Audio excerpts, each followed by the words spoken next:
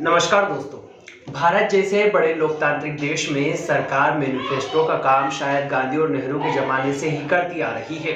हर party चुनाव से पहले लोगों को लुभाने के लिए मैनिफेस्टो लेकर आती है, लेकिन सरकार बनने के बाद शायद यह मैनिफेस्टो सरकार की डिक्शनरी और लोगों के बीच से गायब नजर आते हैं। शायद लोग इन्हें भी भूल जाते हैं और सरकार भी उन मैनिफेस्टो को रिपीट नहीं करती है।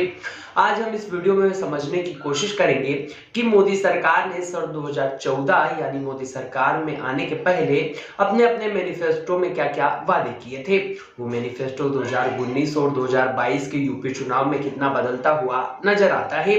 यानी 2014 से लेकर 2022 के बीच में मोदी सरकार ने अपने मैनिफेस्टो में क्या क्या चीजें बदलाव की है। हम बात करेंगे कि समय के साथ साथ मोदी सरकार के मैनिफेस्टो में क्या क्या बदलाव हुए हैं, क्या बदलते हुए वादों में क्या क्या जनता के मुद्दे पीछे छूट गए, तो किन किन बातों पर मोदी सरकार ने अमल किया है और किन किन मुद्दों पर सरकार ने अपने मैनिफेस्टो में समय के साथ जोड़ लिए हैं।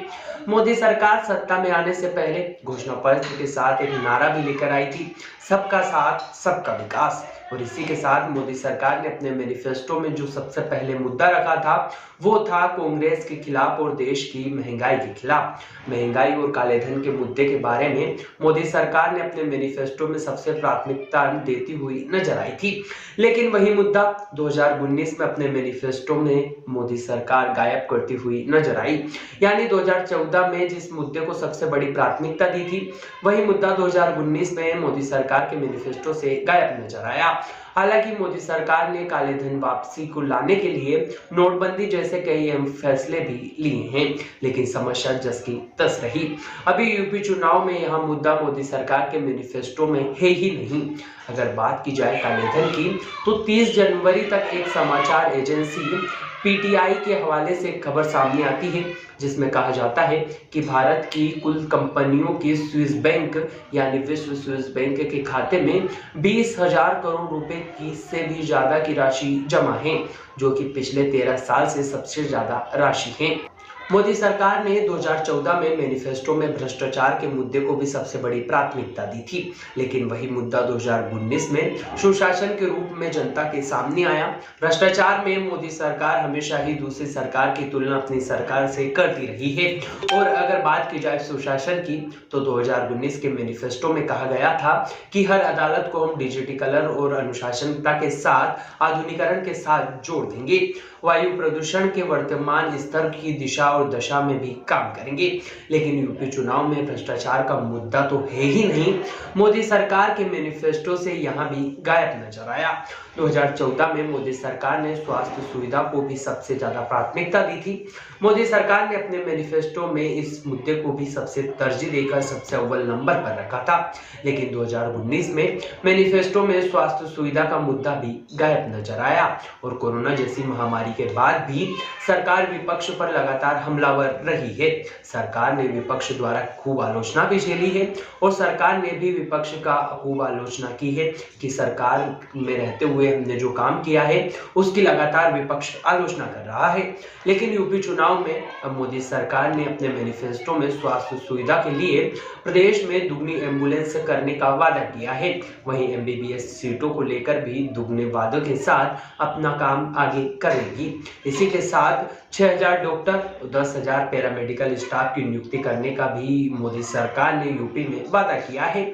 इसके आगे अगर बात की जाए तो मोदी सरकार रोजगार को लेकर भी हमेशा सुर्खियां बटोरती रही है। 2000 के मैनिफेस्टो में रोजगार देने की बात तो मोदी सरकार ने कही थी, लेकिन 2019 में यह मुद्दा भी मोदी सरकार ने युवा और शिक्षा के बुनियादी ढांचे अर्थव्यवस्था के नाम पर लोगों को भुला दिया है, क्योंकि 2014 में जिस रोजगार के मुद्दे पर मोदी सरकार चुनाव लड़ी थी वहां 2019 में इन्हीं मुद्दों पर लेकर यूपी मोदी सरकार आती है। लेकिन अब यूपी में सरकार ने अपने मैनिफेस्टो में हर परिवार को कम से कम रोजगार और स्वरोजगार देने का वादा किया है। इसी के साथ मोदी सरकार 2014 में ग्रामीण और शहरी विकास के नाम पर भी लोगों को लुभाने में कोशिश की थी और वहां कामयाब भी हो पाई थी। लेकिन 2014 के मैनिफेस्टो में समावेशी विकास के रूप में यह मुद्दा हमारे सामने आया।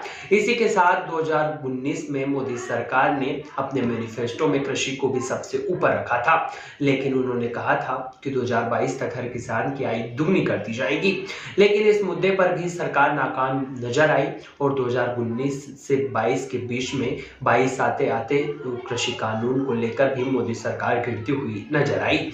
और अब 2022 में सरकार ने यूपी चुनाव में अपने मैनिफेस्टो में किसान को सिंचाई के और मुफ्त बिजली देने का वादा किया है। 5,000 तक की लागत के लिए सिंचाई परियोजना का वादा किया है। इसी के साथ 5,000 करोड़ की लागत से सिंचाई परियोजना देने का भी वादा किया है।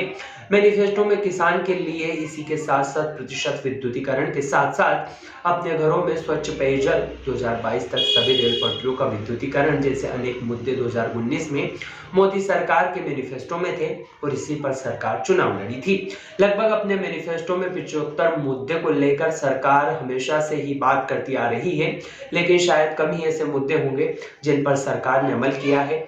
लेकिन 2022 में यूपी चुनाव से पहले बीजेपी ने अपने मैनिफेस्टो में जनता से अनेक वादे किए हैं और समय के साथ साथ मोदी सरकार ने लोगों को लुभाने और वोटरों को लुभाने के लिए अपने वादे को, सभी जो पिछले वादे थे उनको पीछे छोड़ दिया है और अपने मैनिफेस्टो में समय के साथ साथ बदलाव भी किए हैं।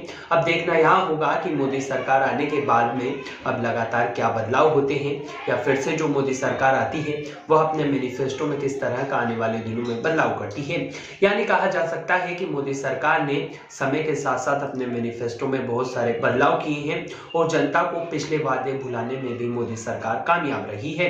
मोदी सरकार ने अपने मैनिफेस्टो में जोड़ दी जाए तो देखना होगा कि जनता इस मैनिफेस्टो को कितना समझ पाती है और बीजेपी का समर्थन करती है। खैर जो भी हो, यह तो चुनाव के नतीजे आने के बाद ही पता चलेगा कि जनता ने किस मैनिफेस्टो पर सबसे ज्यादा भरोसा किया है। नमस्कार, अगर आपको यह वीडियो पसंद आया हो तो चैनल को सब्सक्राइब जरूर करें और वीडियो को शेयर करना ना भूलें।